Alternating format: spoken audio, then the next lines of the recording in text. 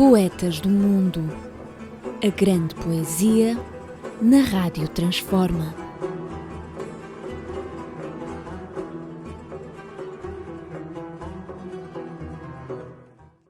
Mais uma sessão de Poetas do Mundo em radiotransforma.net. Hoje sobre Federico Garcia Lorca, que eu, Mário Val Lima e a Fernanda Queiroz iremos apresentar. Uma breve biografia do poeta. Nasceu em 1898, salvo erro, 1898, exato, em Granada, ou numa povoação próximo de Granada, e morreu assassinado, fuzilado, exatamente também numa outra povoação próximo de Granada, Fuente de Vaqueiros, assim se chama. Foi fuzilado no contexto dessa tragédia que foi a Guerra Civil de Espanha, e nos últimos anos os governos de Espanha, sobre a alçada da lei da memória histórica, têm vindo a desenvolver atividades no sentido de localizar com exatidão e com técnicas modernas a fossa comum, onde, segundo reza a história, está depositado os fuzilados que, conjuntamente com o Lorca, aí se encontram, que é o Galindo, que era um professor primário comunista, e dois bandarilheiros anarquistas têm andado a fazer escavações no sentido de o localizar. Ainda creio que não há com exatidão o reaparecimento conclusivo dos restos ósseos do poeta Lorca. O poeta Lorca, creio que posso estar certo de ser o poeta mais amado de Espanha, talvez depois de Cervantes, o homem de letras mais amado. Não que seja talvez o melhor, mas até porque isto é muito subjetivo. Agora, objetivo é que é realmente aquele que é mais badalado, digamos assim, aquele que é mais que aparece mais em citações, e é exatamente até pela versatilidade que ele tinha de ser homem de letras, pintor, músico, era um compositor exímio, e desenhador, tem desenhos lindíssimos. De resto, cada poema que ele assinava, apensava-lhe um desenho. Frequentemente, até a assinatura dele, a rubrica dele, Federico, era floreada e tal. Frequentemente, até todos estes adereços e a própria atitude de comunicação com os outros era uma atitude de bonomia, de doçura até. Isso em consonância até com aquilo que atribuem às características dele ser homossexual. De resto, segundo a versão predominante, é que ele teria sido assassinado exatamente por uma odiosa homofobia que imperava nas forças reacionárias que acabaram por vencer a Guerra Civil de Espanha. Embora haja algumas correntes que se poderão reputar de sérias, que contestam que terá sido os franquistas ou por ser antifranquista, que o terão fuzilado. Mas, enfim, passando à frente, o Lorca tem realmente esta versatilidade literária e artística, e daí ele ser glosado, ser citado, ser as suas obras, nas várias expressões, serem apresentadas em público. A nível do teatro, por exemplo, ele foi um dramaturgo de grande relevo, tem 3 grandes obras, que é As Bodas de Sangue, a Casa de Bernardo da Alba, que houve uma época em que o teatro português, vários teatros portugueses apresentaram várias versões. Puseram em palco a Casa do Bernardo Alba e uma outra que era Ierma. São as 3 grandes obras de dramaturgia de Lorca. A nível da poesia, há 3 grandes, penso eu, que são os 3 mais conhecidos poemas do Lorca. Um que é o mais emblemático, digamos assim, é aquele que é o expoente máximo da poesia do Lorca, aquela que é mais conhecida, se calhar, que é exatamente o pranto para Inácio Sanches Mexia, llanto para Inácio Sanches Mexia. Inácio Sanches Mexia foi um toureiro que morreu na Praça de Touros de Manzanares, creio assim que era que se chamava a Praça de Touros. Era um amigo íntimo, um grande amigo do Lorca. Era um personagem, ele próprio, muito estimado, muito querido da sociedade de então, da sociedade andaluza. O Inácio Sanches Mexia era uma personalidade polifacetada também. É curioso que era um homem, era escritor, poeta, toureiro e chegou a ser o presidente do Betis de Sevilha, que é um grande clube de futebol. Foi o presidente durante 2 anos do Betis de Sevilha. Foi mecenas, era um indivíduo de uma família endinheirada, foi mecenas de vários escritores, sobretudo poetas, de vários artistas, sobretudo poetas, da chamada geração de 27. Em 1927 houve uma pleiade de escritores, de homem de letras e das artes, que representou uma época de ouro de Espanha. Por exemplo, o Buñuel no cinema, o Dalí na pintura, o Lorca, o Cernuda, o Rafael Alberti, quase todos eles são andaluzes, não é? Exceto o Buñuel, não era andaluz, nem o Dalí também não seria, mas os poetas eram quase todos andaluzes.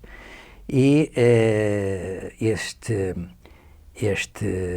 Inácio Sanches Mexia financiou, foi mecenas desta gente. Quando morreu, então, com uma cornada, exatamente na Praça de Touros, foi realmente um acontecimento lutuoso na sociedade espanhola, e então o Lorca fez este poema, Pranto para Inácio Sanches Mexia, que eu vou ler apenas uma das partes, porque realmente isto é longuíssimo e realmente portanto, estes técnicos que nos dão apoio têm mais que fazer de que me estarem aqui a ouvir, a ler o poema do Pranto para Inácio Sanches Mexia, que tem 4 partes. Essas 4 partes, dessas 4 partes, vou ler a primeira, mesmo assim, talvez até já um pouco alongada, mas realmente é um poema lindíssimo. Se quiserem, quem tiver pachorra de eu ler, depois procura, porque realmente é assim, essas 4 partes. Caracteriza de alguma forma toda a métrica também da poesia do Lorca. Sim. O cante, não é? O cantar andaluz, o canto fundo, como ele dizia. Canto rondo. Que faz alguma melancolia, vai-se cantando muito, o lamento, de alguma forma também uma nostalgia. Mais até que isso, se calhar a tragédia. Uma tragédia. Portanto, no fundo, o Lorca, há alguns ensaios que dizem que exatamente há um transfundo na poesia do Lorca, que é exatamente a morte. Claro. Exatamente aquela como ele termina a morte, no seu esplendor trágico, violento. Claro. Ou seja, uma forma de chorar. Não é? A poesia seria uma forma de chorar, será o choro. Sim. E a poesia foi realmente a palavra ou a forma que o Lorca conseguiu. Este poema, este longo poema, então tem 4 partes, E é curioso que portanto, tem uma parte que é a captura e a morte, ou acolhida, melhor será a acolhida. No toureio, acolhida, a cornada, digamos assim. Depois a seguir há uma outra parte que é o sangue derramado. A outra parte que é o corpo presente. Nós cá também temos isso, o corpo presente, não é? Num morto, o corpo presente. E por fim, a alma ausente, que é o luto, digamos assim. Vou ler, traduzido, a primeira parte, esta exatamente, que é a captura e a morte. A tradução diz a captura, eu traduziria acolhida, talvez, e a morte. Às 5 horas da tarde, eram 5 da tarde em ponto, um menino trouxe o branco lençol, uma esporta de cal já prevenida. O mais era morte e somente morte. O vento levou os algodões e o óxido semeou cristal e níquel. Já lutam a pomba e o leopardo e uma coixa para um chifre destroçada. Começaram os sons do bordão, os sinos de arsénio e a fumaça, nas esquinas grupos de silêncio e o touro com todo o coração para a frente. Quando o suor da neve foi chegando, quando a praça se cobriu de iodo, a morte botou ovos na ferida. Um ataúde com rodas é a cama. Ossos e flautas soam-lhe ao ouvido. Por sua frente já mugia o touro. O quarto que irisava de agonia. De longe já se aproxima a gangrena. A trompa de lírio pelas verdes virilhas. As feridas queimavam como sóis. Às 5 horas da tarde. E as pessoas quebravam as janelas. Às 5 horas da tarde. Ai, que terríveis 5 horas da tarde. Eram 5 horas em todos os relógios. Eram 5 horas da tarde em sombra. Esta é a primeira parte. A descrição, exatamente como é que foi a cornada e o silêncio que se apoderou da arena e depois os grupos em silêncio a comentar enquanto ele ia, o Inácio Santos se mexia, iria possivelmente para o quirófano, ou seja, em todas as praças de touros existe um hospital de emergência para situações destas. Este é o poema mais conhecido dele. Mais conhecido, isto é, mais emblemático, portanto, isto é portanto, um poema dramático. Há outro poema muito conhecido dele. Talvez este seja o mais, até talvez o mais, digamos assim, o que aparece mais no teatro, porque permite uma coreografia. Aliás, uma coreografia não é uma coreografia, desculpem, é uma cenografia muito interessante. E realmente eu não resisto a lê-lo nesta língua lindíssima que é o espanhol, que se chama exatamente, é o romance sonâmbulo. Creio que se lhe der o lamiré, que você reconhecerá, que é aquele que é verde, que te quer o verde. O verde que te quer o verde. Isto habitualmente é cantado, ou melhor, o poema é dito como uma litania, quase, e é acompanhada por um coro. Um coro, mas um coro alegre, que é um coro até tamborilado. Portanto, há os versos e o coro, que são, portanto, é um refrão que é cantado em grupo. E há alguma, só por curiosidade, o nosso canto alentejano tem alguma reminiscência desse canto também? Só curiosidade. Não sei, também não consigo satisfazer a sua curiosidade. Também é um pouco, o coro reforça, não é, com o refrão, uma voz... Sim. Talvez o que se aproxime mais do canto rundo é exatamente o cante alentejano. O canto rundo, o esplendor do canto rundo é um indivíduo que também acho que no meio desta navegação em que às vezes ou em que agora todos andamos no sentido figurado, no sentido real, novos e velhos. Portanto, há uma coisa que se deve procurar, que é... Não há velhos, há séniores. Séniores? Ui, velhos, pá, velhos. Então, idosos é que acho que ainda é assim mais assintoso, é mais postiço, Portanto, falo-vos de um indivíduo que é o Camarão de la Isla. O Camarão de la Isla, assim se chamava. Camarão de la Isla. O Camarão de la Isla era um cantante, morreu há coisa de pai de 20 anos, era um cantante do canto fundo, era uma espécie, ou talvez, para eles, talvez ainda mais emblemático que a nossa Amália, ou que o Carlos Gardel do tango, ou que o Bob Marley do reggae. Portanto, em cada sítio, na Andaluzia, era o Camarão de la Isla. Lamentavelmente morreu, com uma overdose. Mas deixou ficar muita coisa cantada. E então tem o canto fundo. O canto fundo é exatamente o lamento da alma, é o choro da alma. Se fôssemos a traduzir canto fundo, não teríamos não teríamos tradução. Isto entende-se tal, então, como o cante alentejano, aproxima-se talvez um pouco disso. E então o Camarão de la Isla tem exatamente canta o pranto para Inácio Sanches Mexia, ou pelo menos partes deste longo poema.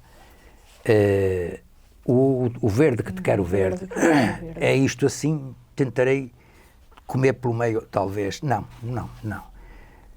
Não vou comer nenhuns versos. Isto é rápido também. Chama-se Romance Sonâmbulo e diz, é isto assim: verde que te quero verde, em espanhol então, não é melhor? Em espanhol. Verde que te quero verde, verde viento, verde ramas, el barco sobre la mar y el caballo en la montaña, con la sombra y la cintura, ela sueña en su baranda, verde carne, verde pelo verde, con ojos de fría plata, verde que te quero verde, bajo la luna gitana, las cosas la estão mirando e ela não pode verlas.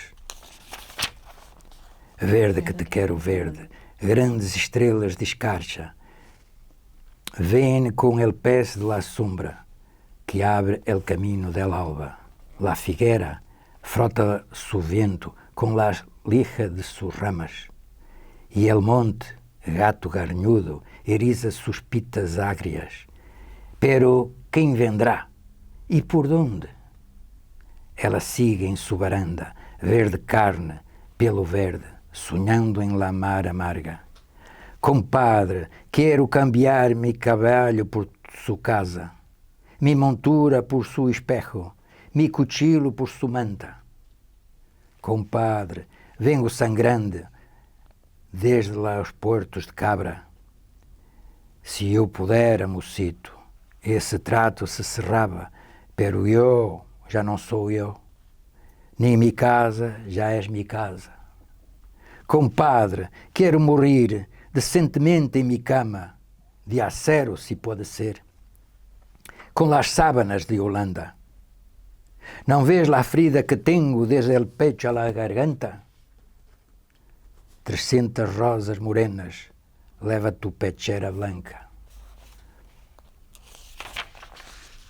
Tu sangue resume e olhe ao redor de tu faixa, pero eu já não sou eu, nem mi casa já és mi casa. Deixa-me subir ao menos hasta las altas barandas, deixa-me subir, deixa-me hasta las verdes barandas. Barandals de la luna, por donde retuma la água. Já sobem os dois compadres hasta las altas barandas, deixando um rastro de sangue, deixando um rastro de lágrimas. Temblam los tejados farolitos de hojalata. 1000 panderos de cristal friam la madrugada. Verde que te quero verde, verde vento, verde ramas. Os dois compadres subiram ao largo vento de Java, em la boca raro gosto de fiel, de menta e alfabaca. Compadre, de onde está, dime, de onde está a tuninha amarga? Quantas vezes te esperou, quantas vezes te esperara, cara fresca, negro pelo, em esta verde varanda. sobre el rostro del aljibe se mecía la gitana, verde carne, verde pelo, com olhos de fria plata. Carambano de luna la sustina sobre la água. La noite se pôs íntima, como uma pequena plaça. Guardas civiles borrachos em la puerta golpeavam. Verde que te quero verde, verde vento, verde ramas. El barco sobre el mar e el caballo em la montana. Este é, como digo, isto é muito recitado e permite então uma cenografia em que as pessoas batem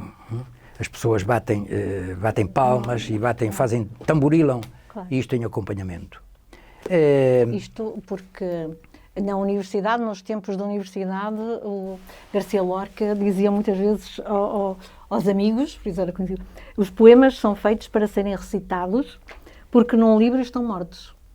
E por isso dedicou-se a tocar piano e a recitar simultaneamente, ou seja, a musicalidade, há uma melodia sempre nos poemas. Realmente, quando ele escreve, tem sempre a música. Quando se lê Lorca, a música está presente na palavra. E eu acho que isto é interessante. Não era um autor que eu que lesse bastante, gosto, como sabe, mais contemporâneos, mas realmente o ler, e agora leu e tive essa percepção realmente da música que está por trás da poesia, por trás da palavra. Mas a Fernanda, e é encantador. A Fernanda podia ler também um poema, não tem um poema do Lorca também? E eu tenho um poema do Lorca, claro que é, que eu posso também, vou ler em português, mas isto é um bocado lamecha, talvez por ser mais romântica, por ser menina, ou senhora. Chagas de amor. Esta luz, este fogo que devora, esta paisagem gris que me rodeia, esta dor por uma só ideia, esta angústia de céu, mundo e hora, este pranto de sangue que decora, lira já sem pulso, lubricateia, este peso do mar que me golpeia, esta lacraia que em meu peito mora. São grinaldas de amor, cama de ferido, onde sem sono sonho tua presença, entre as ruínas do meu peito oprimido. E ainda que busco o cume da prudência, me dá teu coração vale estendido, com cicuta, paixão de amarga ciência. Muito bonito. E então isso é lamechas? Um pouco, talvez, eu quis referenciar como é que se consegue. Eu tenho que me situar um bocadinho no perfil ou em alguma emoção mais forte. Isto deve ser um bocadinho de feito profissional. Não sei, acho que não será lamechas isso. O amor, isso é um poema de amor. Mas é rude, é forte, é teatro. Portanto, tem havido ultimamente assim aí uns movimentos feministas, se calhar. E isto é, portanto, obviamente que este feminismo de que falo, ou que estou a parodiar, é um feminismo barato, epidérmico. Se calhar lá em casa até não será assim. Mas então aparece aí um movimento feminista a dizer que o amor, portanto, é uma invenção masculina para ter sexo de borla, pá. De maneira que eu acho isso. Isso são realmente... E então quem ouvir isto e quiser aderir com algo... Bom, mas entretanto vamos... Mas no poema realmente a minha... Há sempre uma palavra que me puxa, que é a cicuta, não é? Que tem esse morrer, não é? Esse lentamente morrer aos pedaços, não é? A cicuta vai... Não é? Os membros vão adormecendo e este morrer lento, morrer fundo. Morrer de amor, morrer de amor, portanto, é uma realidade intemporal e universal. Há culturas que têm mais isso, as orientais, mas pode morrer-se de amor, da paixão. A paixão que, portanto, absorve a pessoa que se recusa a comer, que se recusa a sair, ou melhor, que se põe no sofá e que se deixa estar ali, deixa de comer, não tem, inclusivamente até talvez para querer morrer. Isso são situações patológicas, mas elas existem. E portanto, tudo isto, mas isso não pode, no meu ponto de vista modesto, claro. Mas não pode denegrir exatamente o que é que seja o poema de amor, os poemas de amor. Sim, talvez, pensando, seria precisamente a falta de amor que o deixa tão teatral, não é? Porque a morte também é teatro. Ele teve uma vida amorosa muito conturbada ao longo do tempo, como homossexual, ainda por cima nessa época, porque realmente nesse tempo, que já agora dá um século quase, em como dizia um indivíduo que eu conhecia, um homossexual, que ele dizia: ser homossexual em Barcelos não é a mesma coisa que ser homossexual em Barcelona. De maneira que, nesse tempo, ora bem, este indivíduo teve uma série de desejos amorosos na Argentina, no Uruguai, teve uns namorados. Agora nos biógrafos descobrem cartas, ou melhor, bem a público, cartas de correspondências em que essa amargura é detectada. E inclusive então, um caso com o Salvador Dalí, que não é, nenhum desmente, né? Nenhum confirma, também nenhum desmente. Que haja realmente aqui que tenha havido uma relação, e talvez este envolvimento também com o surrealismo, com a própria arte plástica, também tenha feito uns ideais fora da caixa para a época, não é? Que tenha dado novos horizontes, que tenha ampliado realmente a sua mente poética também. Mas, portanto, agora, como se calhar já resta pouco tempo, vou ler o último dele. Sim. Portanto, o mais emblemático era o Canto para Inácio Sanches Mexia, o mais reluzado em teatro e em representações cênicas é o Verde que te quero verde, que é o romance sonâmbulo. E agora há um outro que esse é o mais cantado. É cantado até em ritmo de samba, até há uma composição, alguém que o canta em ritmo de samba, mas é cantado exatamente o mais bonito, é lindíssimo, é cantado por Patxi Andon, é cantado pelo Camarón La Isla, há vários intérpretes, que se chama exatamente Romance de la Luna Luna, e esse poema é muito interessante. E é assim: La luna vino a la fragua con su polición de nardos. El niño la mira, mira, el niño la está mirando. En el aire conmovido mueve sus brazos la luna y enseña lúbrica y pura sus senos de duro estaño. Fuge, luna, luna, que se ven los gitanos farão de tu coração colares e anilhos blancos. Niño, déjame que baile. Quando vengan los gitanos te encontrarão sobre el yunque con los ojitos cerrados. Fuge, luna, luna, luna, que já sinto sus caballos. El jinete se acercaba tocando el tambor del llano. Dentro de la fragua el niño tem los ojitos cerrados. Por el olivar venían bronce y sueño los gitanos, las cabezas levantadas y los ojos entornados. Ay, como canta a Zumaya, ay, como canta en el árbol. Por el cielo vai la luna, con un niño por la mano. Dentro de las fraguas lloran, dando gritos, los gitanos. El aire, la vela, el aire la está velando. Só o mistério nos faz viver. Só o mistério. Vos deixo com esta frase para repensar Garcia Lorca, e também vos deixo o cumprimento e o convite para a grande poesia na radiotransforma.net. Até para a semana. Muito obrigada. Poetas do mundo. A grande poesia na Rádio Transforma.